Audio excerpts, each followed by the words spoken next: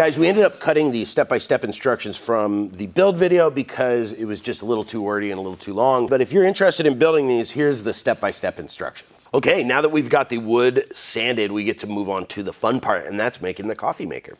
Now, I'm gonna make them a couple different ways. You can do this very simply. We're gonna be using something that's called a filtering flask. And I'm not a chemist, so I apologize if I say any of this stuff. In fact, chemists of YouTube, please correct me down in the comments. But what I have found that is, I think, gonna be very cool are these coils, these glass coils. And I'm gonna link everything I use down in the description as well as the pinned comment. So if you wanna get any of this stuff, it'll be down there. There'll be links to where to get these on Amazon. They're not too expensive. You know, these flasks are really cheap, like 12 bucks. The filtering funnels, I think were 20, 25 bucks. But we're also gonna be using some rubber tubing. And that's silicone rubber tubing, I believe. It's designed for heat. You can run hot water through them. We're gonna be using these clamps. These are for holding chemistry stuff. And then these coils are really cool. A lot of these materials are used in, I believe, distillation. I think people make CBD and alcohol and beer and with this kind of stuff. Not too sure, so don't get mad at me if that's wrong. We're gonna be using Bunsen burners that I think are gonna be pretty cool. I got these just because they look cool. I'm sure you can get something that produces more heat and will boil faster. I've got some heat shrink tubing, some random sized stoppers that came in like a multi-pack, which we're gonna use for a few things. And so we're gonna go ahead and start putting these together. And each one's gonna be different and held together different ways, but we're going to start assembling this so that way we can get the sizes we need to cut the lengths of our wood. Okay, so the way that this works, and you don't have to do these twisty things that I was doing.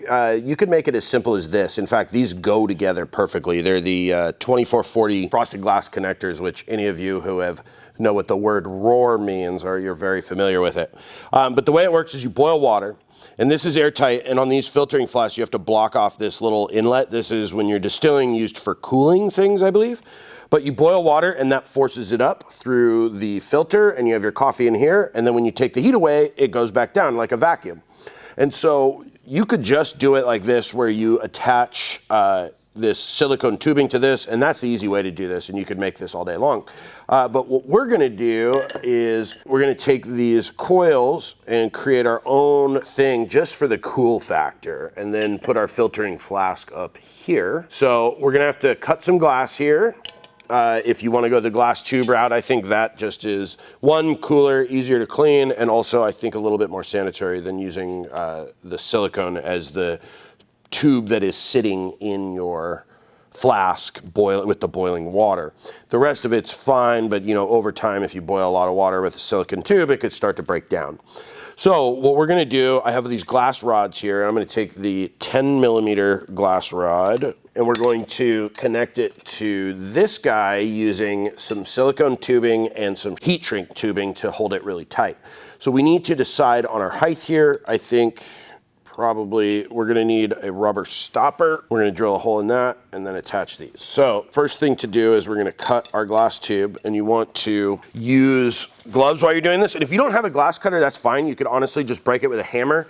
And then you want to use your stove or a blowtorch, which will take a little bit longer, but if you heat up the end of glass, it'll smooth over the rough edges.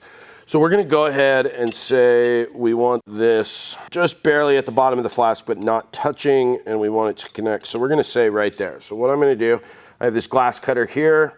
This will be linked in the description as well, you know, about just a couple bucks.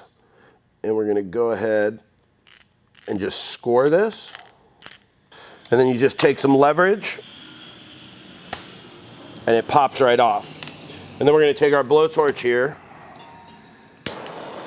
and just heat up the end. And these tubes are really cool. You can actually heat them up in the middle and bend them. So if you want to do some funky shape, you could totally do that. Okay, now we're gonna take a rubber stopper that fits in our top and drill a hole in it to accept the glass tube. Like I said, my glass tube was 10 millimeters, so that's the size hole I'm gonna drill.